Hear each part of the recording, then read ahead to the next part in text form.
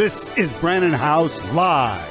Whether the issue is law, science, economics, history, family, social issues, education, religion, government, or national security, Brannon brings the issues of the day into clear focus through the lens of a Judeo-Christian worldview.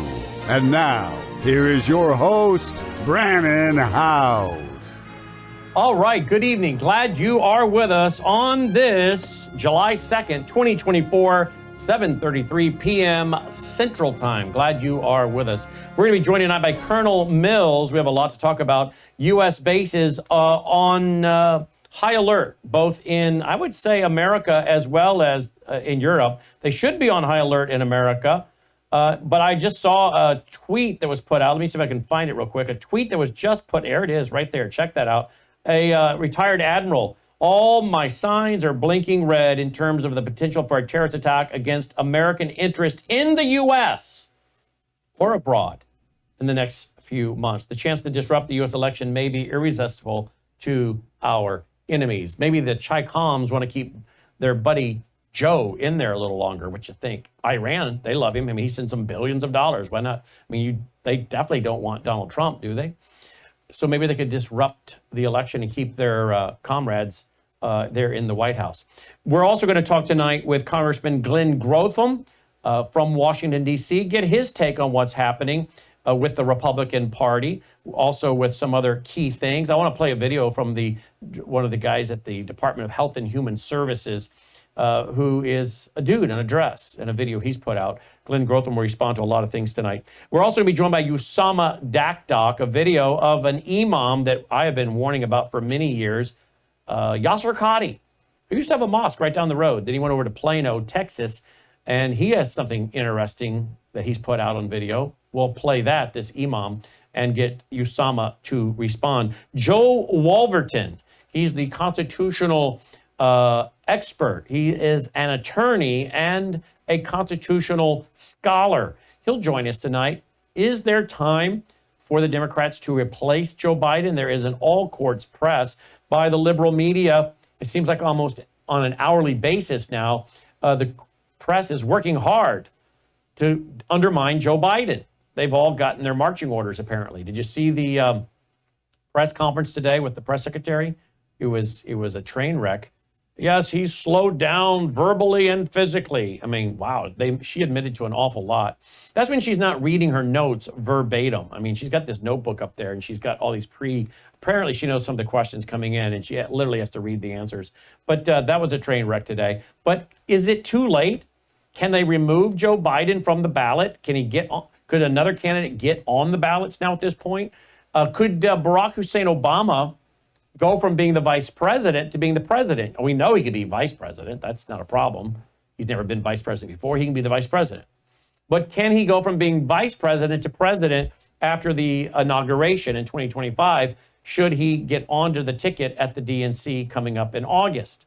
We'll ask constitutional scholar Joe Wolverton about that, some other video clips and things I think you need to know. First, joining me is Colonel Rob Maness. We're going to Usama Dakdok, who's standing by. All right, Colonel, welcome back. Mills, Rob Maness. I talked to Rob for about 30 minutes a while ago. Great conversation, by the way. He's got some interesting things he'll be bringing to us right after the 4th. Sorry about that. I got to keep my colonel straight. Mills, welcome. Colonel Mills, welcome back to the broadcast.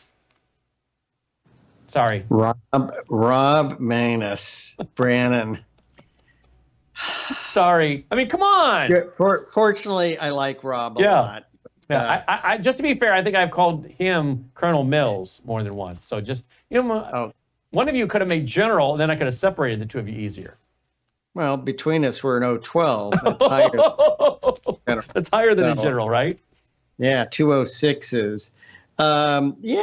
So how are you doing, Brannon? I mean, an action-packed night, just like October 7, really was, the opening of really essentially World War III in the Middle East. June 27th, I think, has changed everything as far as what's going on in America. I mean, the big story is everybody was surprised. Okay, why would anybody be surprised unless they've been gaslighting, lying to us this whole time. I mean, this performance was essentially not much different than what we saw during the debates in 2020. And at that time, Biden was brilliant at the top of his game. Now, with the performance not much difference, what do you think? So I think it's changed everything. It's changed the dynamic with China. It's changed the dynamic nationwide. And I think the whole Democrats, they are in a extreme bind, most of which of their own making.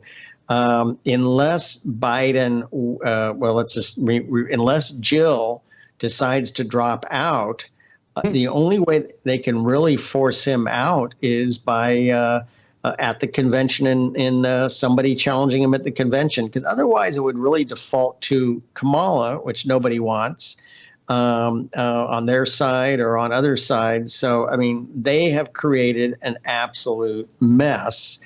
So good luck with that. I mean, I guess can they even get him on the ballots? Let's say it becomes Gavin Newsom or someone else. Do they have time to get them on the ballots in some of these states now? Well, I think I have not heard yet a legal analysis that addresses that question. And it's just so complicated state by state. Again, well, I asked Joe Wolverton to research that tonight. So I gave him, the things I wanted to talk about, which I don't do often. I don't often give people, here's what I want you to talk about. We just kind of talk. You have your stories you want to bring, and I listen. But tonight I said, look, I got to have someone with your legal constitutional background check these things out. So hopefully he'll have answers for us tonight. Yeah, I mean, I did see a number of mainstream media. They immediately came out on Friday morning with, this is no different than when Johnson decided to step down in 68 because, again, the famous, if I've lost Cronkite, I've lost the nation routine. Well, a little bit of difference between what Johnson did. He did it in March, okay? It's now July. A lot of difference in the American political process between March and July. I just don't think they can. I think they'd create a worse mess by trying to unseat him. But unless he voluntarily takes, I think there's only two pathways. Is they invoke the 25th Amendment, which they're hysterical about with Reagan, with Bush, and with Trump, that they invoke the 25th Amendment, or that they challenge him at the convention in Chicago, which, hey, isn't that remarkable? The 68 convention was an absolute freak show and really turned much of the nation against the Democrats. And I think it was, oh my goodness, I think it was Hubert Humphrey they moved in 1968. And the nation saw what happened at the Chicago convention. Isn't this funny how history repeats itself? They're headed to another Chicago convention. We've got some good news, though. We did get some good news. Take a look at this, folks. This came out today.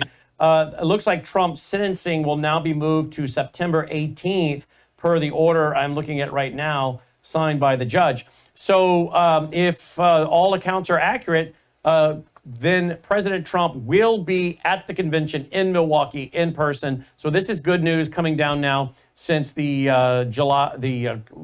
ruling by the Supreme Court on presidents having immunity for official acts, because I guess there are some things in this case that they felt would have come under that immunity that were presented. Sounds like a mistrial's coming to me, but Yeah, Alvin Bragg immediately did a no mas and stood down. Yep. I mean, they've created, so they were throwing every possible caltrop in the way. And Trump, Trump is the man. He is unbelievable at plowing through these roadblocks, and he's done it. He's done a threefer in Georgia.